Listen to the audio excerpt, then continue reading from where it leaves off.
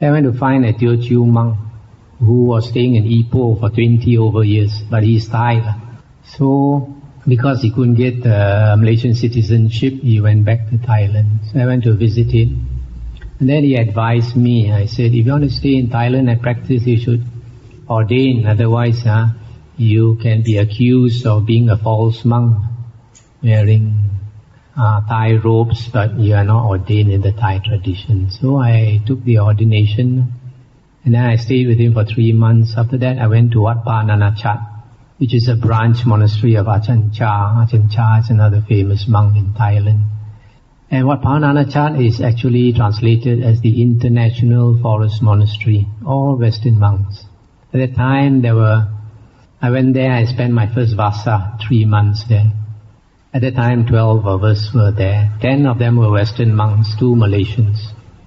And then I learned that actually one Malaysian monk had died in their wat about a year ago.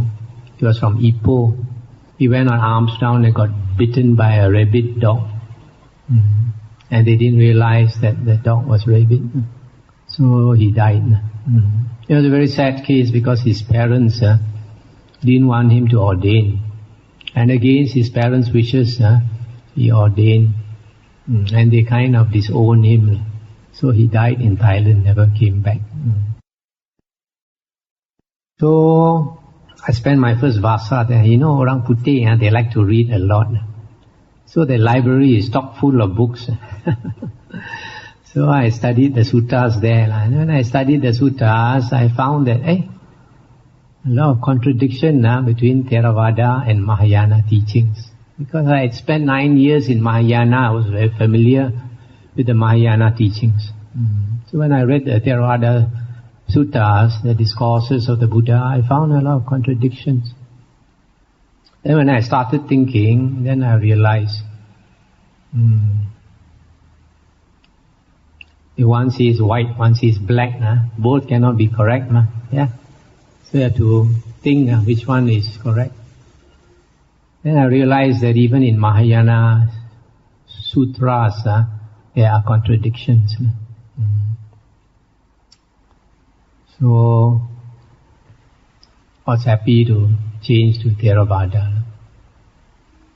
So now I've been in Theravada for 20 years. And during this time when I was in Theravada, I studied a lot, being one of those monks who have studied through university. I had the capability of studying all the books. So having studied all the books, I realized that even in Theravada, there are contradictions. There are wrong teachings. And these wrong teachings comes about because of later books. So unless you make an exhaustive study, a lot of things you take for granted to be the Buddha's teachings may not be. For example, probably all of you believe that the Buddha was the son of a king. Is that true? I think most people have been told that the Buddha was a prince and that his father was the king and he was a brave young man. And later he married, and then he saw 4 sights, and that made him want to renounce. And then in the middle of the night, he stole away from his wife. He took a last peep at the wife and the son, and he stole away in the middle of the night. Sounds very romantic, but unfortunately, a lot of it is not true. So a lot of, what is the truth actually? The Buddha belonged to the warrior caste, the blue blood. Like in Malaysia we have Tunkus and Rajas. But are all Tunkus and Rajas the son of a king? No. Yeah. When I was working, there was a Raja who was a peon, office boy. a very poor Raja. He was called Raja because he belonged to that royal family. So in the same way, our Buddha, Siddhartha Gautama, belonged to the warrior clan. But his father was not the king. In the Majjhima Nikaya, it is stated that the Buddha was a citizen of Kosala country. At that time, during the Buddha's time, two countries were prominent, Kosala and Magadha. And sometimes they went to war against each other. So, Kosala had only one king, and that was Pasenadi, Raja Pasenadi. He was the same age as the Buddha. And then some people say, okay if the Buddha's father was not the king, at least he was the chief of the Sakyans. That also is wrong.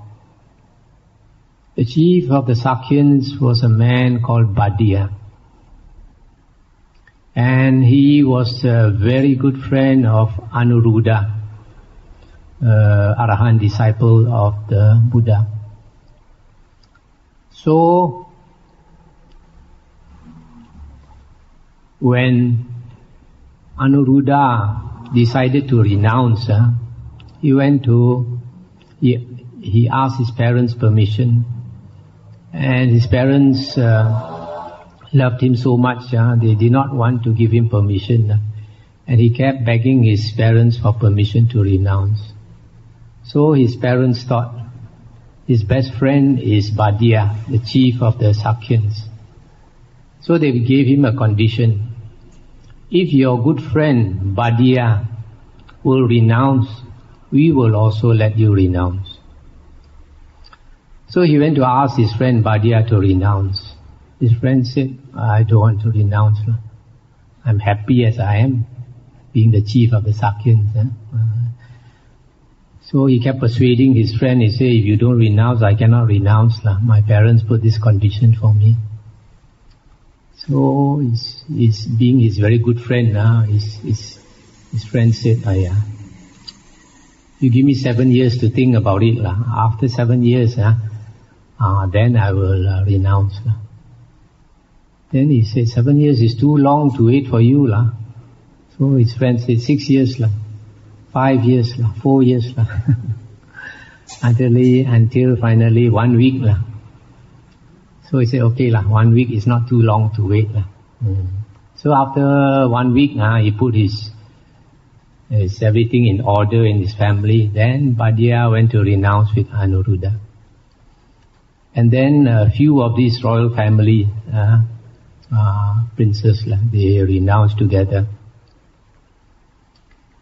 And actually Bhaddiya had such good karma, he was the chief of the Sakyans, that he was the first to become an Arahant. So after he became an Arahant, he was so happy, going around Sukha. So people started to think, why is this Bhaddiya saying Sukha? Last time he was the chief of the Sakyans, he had so much Sukha. Now he must be thinking of all the Sukha he left behind. What's there? He's complaining, is Sukha. So they went to complain to the Buddha. So the Buddha called him and asked him to explain. So he explained. He said, formerly when I was the chief of the Sakyans, my life was always in danger.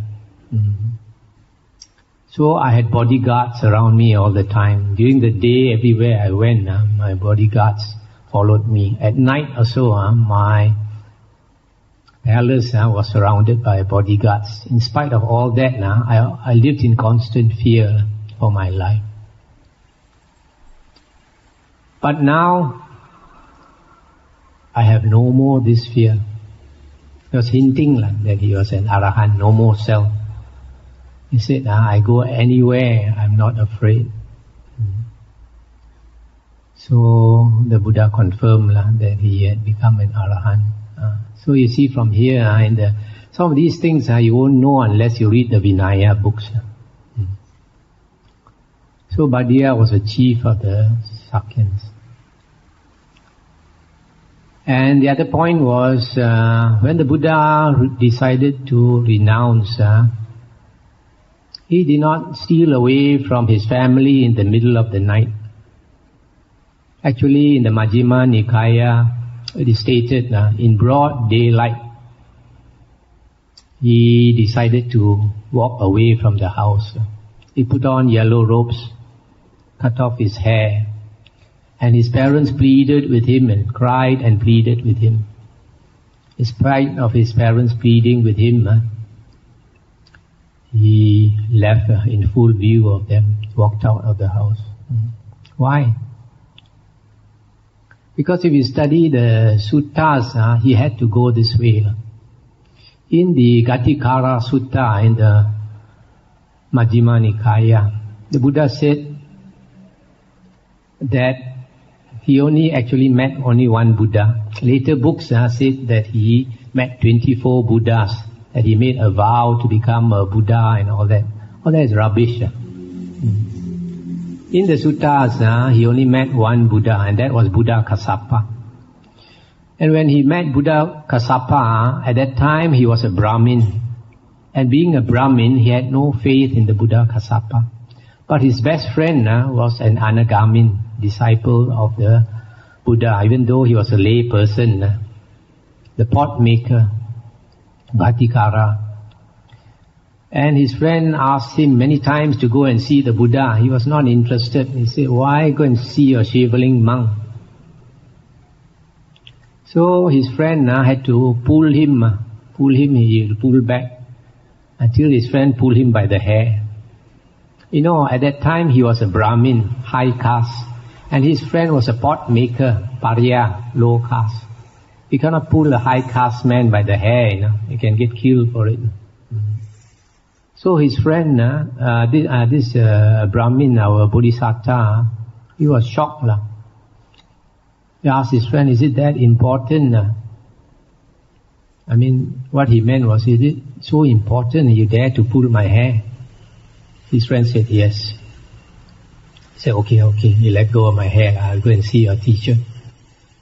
So they both went to see the Buddha Kassapa. So his friend Gatikara paid deep respect to the Buddha and sat down.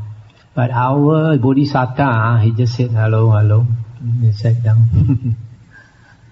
So then the Bodhisattva, this Gatikara, he told the Buddha Kassapa, say, Bhagava, this is my good friend, Jotipala. He is a Brahmin. Please teach him some Dhamma. Then out of compassion, the Buddha Kassapa taught him the Dhamma. Usually for newcomers, the Buddha will teach a graduated discourse, which I have tried to imitate in the book called The Message of the Buddha, culminating in the Four Noble Truths. Just by hearing that discourse, he made a 180 degrees turn. He had complete faith in the Buddha, and within a few days he renounced, became a monk. And during that lifetime under the Buddha Kassapa, he must have attained at least the first jhana. Why? Because after that lifetime, he went to the Tusita heavens. And then he came back in his last lifetime. As a young boy, 10 years old, he could enter the first jhana under the jambu tree when his father was overseeing the plowing. Yeah? You all know that story, isn't it? That is in the Vinaya books. So that confirms that he had attained the first jhana, at least under the Buddha Kassapa. Now some people like to say, oh, you attain jhana, you'll go to the Brahma heavens, you'll go to the form realm. It's very obvious here, you don't go. You only go if you constantly, every day, absorb yourself in the jhana. Every day you absorb yourself in the jhana, then you are reborn in the jhana plane. But if you don't absorb yourself every day in the jhana, you don't get reborn in the jhana plane, you go to the sensual realm. From there he came back. So the real Bodhisattva, in the suttas, the earliest discourses, if you investigate carefully, the Buddha used this word Bodhisattva only for the last 3 lifetimes. When he was a disciple of the Buddha Kassapa, Then when he went to the Tusita heaven, and then when he came back for his last birth. So actually, what is a Bodhisattva? A Bodhisattva is an Arya. A Bodhisattva is an Arya. If a person is not a Bodhisattva, he's not an Arya. If he's not an Arya, he's not a Bodhisattva. But nowadays they distort the fact and say that the Jataka stories, our Bodhisattva in his past life, he was a deer, he was a rabbit, and all that is rubbish. Those Jatakas are stories only. And you believe those stories? A lot of people believe. Why? Because they never have Yoniso Manasikara. They don't think about it. If you think about it, can animals talk or not? In the Jataka stories, the animals talk. Yeah? Animals behave better than human beings. The story of the rabbit, they say that in the previous life, our Bodhisattva was a rabbit. Then he saw the hunter go to the forest and hunt. All day he could not get any animal. Then at night he was very hungry. He was cooking his pot, supposed to cook meat, but he had no meat, so he was boiling water. And out of compassion for him, this rabbit jumped into the pot, sacrificed his life for the hunter so that he could fill his stomach. Any logic? If the rabbit was so smart, it wouldn't be born as a rabbit, isn't it? Even stories like the Vesantara Jataka, where they say to perfect his parami, the Buddha in his previous life, gave away his wife and his children to the poor beggar, but the merciless beggar. After giving the wife and the children to the beggar will beat them. Any logic or not? I dare say it's rubbish. Why? Because it contradicts the Dhamma. If you study the Dhamma, the Buddha's discourses, the Buddha said, a good man's offering, a good man's charity does not harm himself and does not harm others. Just as you cannot go and slaughter a chicken and offer to a monk, you also cannot offer your wife and children to a merciless beggar who will beat them. Yes or not? So it just simply contradicts the Buddha's Dhamma. In the same way, that story about the Jataka story about our Buddha in his previous life, he saw the hungry tiger. So hungry, had no milk to give the cubs.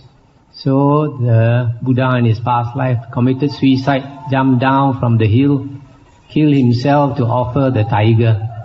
That is another stupid story, because if he kills himself for the tiger having tasted human flesh, tomorrow will look for some more human flesh to eat. And besides, he will cause his parents to a lot of suffering, or his wife and children a lot of suffering. So all these Jataka stories are no different from Andersen's tales or Grimm's fairy tales. But of course, when we are simple-minded, when we are young, we listen to fairy tales and they live happily ever after. And we are so happy. So nice, they live happily ever after. But there's no such thing. So this is one of those things that we have been taught to believe. There are many other things in the Dhamma that go against the actual Buddha's teachings. So now the Dhamma is very polluted. You have to be very, very careful. You don't have to believe what I say. You can study yourself. But if you want a shortcut, then you can listen to my Dhamma talks which I have given to Brother Go. English and Hokkien. 4 MP3s of English and 4 MP3s of Hokkien. all my Dhamma talks since 1988. Most, not all, most of them are there. And I've tried to expose some of the wrong teachings. Why? Because I wasted many years. So, this is compassion. Some people think I want to talk bad about other teachings. It's not that I want to talk bad. If I know the Dhamma, I should teach what is true Dhamma, what is wrong Dhamma. The Buddha also had the courage to do the same thing. In the suttas, we find there were 6 external sect teachers during the Buddha's time. They were very famous in India. But some of them taught rubbish, like there's no karma, there's no karma vipaka, there's no afterlife. After you die, there's nothing left. All these kind of teachings. And the Buddha dared to scold them. The Buddha said that fool, Makali Gosala Putta, is leading all the people into the woeful plains because of his teaching of no karma vipaka. The Buddha said, just like a net that the fishermen use to trap the fish, they put all these bamboo stakes and all that. The fish will follow, and then it go into a trap and it cannot come out. So the Buddha said, in the same way, Makali Gosala Putta, that fool, is trapping all these people into wrong views and leading them into the woeful plains. So because the Buddha dared to talk like that, a lot of people used to scold him. That is why in the sutta the Buddha said, I do not quarrel with the world. The world quarrels with me.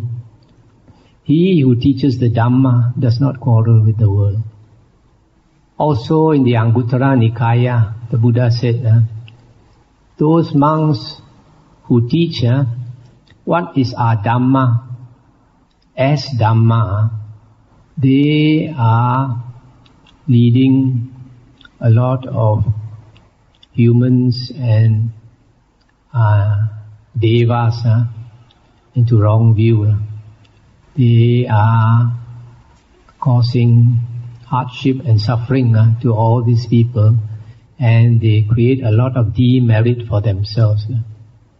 But those monks who say what is our Dhamma is our Dhamma, then they bring happiness and bliss to humans and devas, and they create a lot of merit for themselves.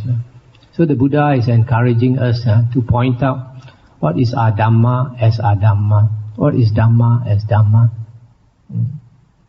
But sometimes, because I dare to speak out, I create enemies. But we teach the Dhamma not to be popular, not to become famous. We teach the Dhamma because we are disciples of the Buddha. We are not disciples of some Achan, or we are not disciples of some Sayadaw. We are Sakya Putta, sons of the Sakyan. That is the Buddha's teaching. The Buddha said, be a lamb unto yourselves, be a refuge unto yourselves, with no other refuge. Take the Dhamma as your lamb, take the Dhamma as your refuge, with no other refuge. So the Buddha said, rely on yourself and rely on the Buddha's teachings. Don't rely on anything else.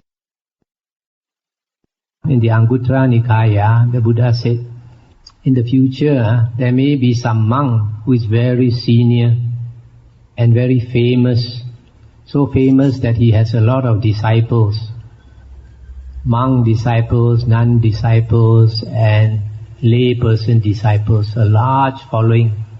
And he may be very learned in the scriptures, in the books, but in spite of all that, he still can have wrong view.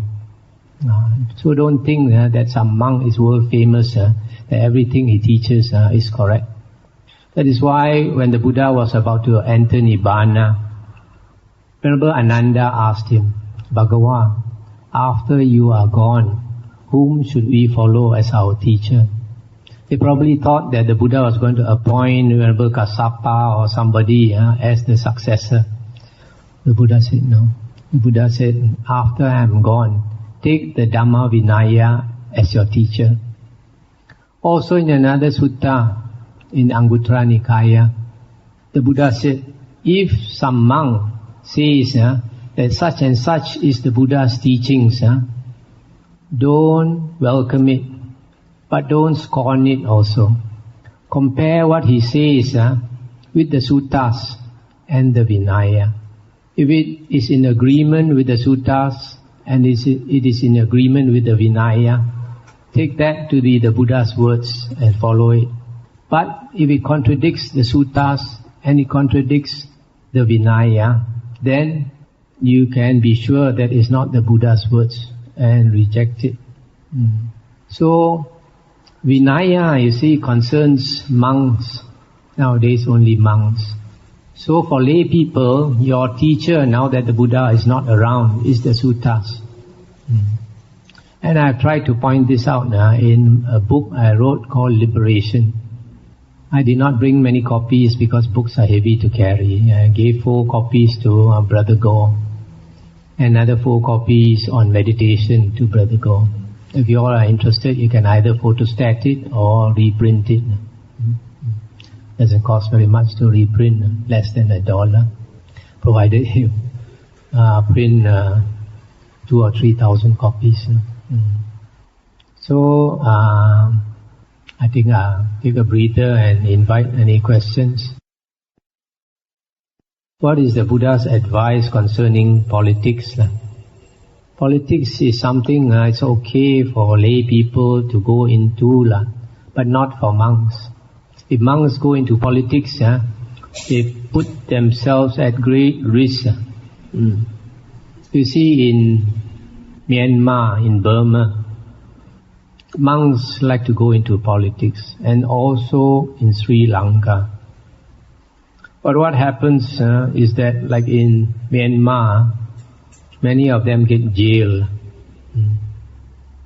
And also in Sri Lanka. But besides getting jailed, I've heard that some of them get hauled up for questioning in the middle of the night, and they never come back. So, it is not the monk's business to be involved with politics, because politics is a worldly matter. The Buddha said a monk's job is to practice the Noble Eightfold Path, to look for liberation. One thing good about monks in Thailand generally is that Thai monks don't get themselves involved with politics.